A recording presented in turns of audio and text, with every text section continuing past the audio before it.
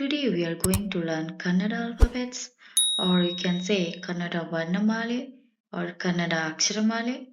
So now let's start with Kannada vowels, which is called Swaragalu.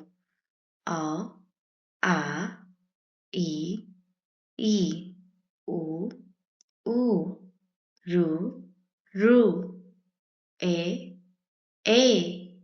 I, O, O, Au. Now let's learn Kannada consonants, which is called Vyanjanagalu.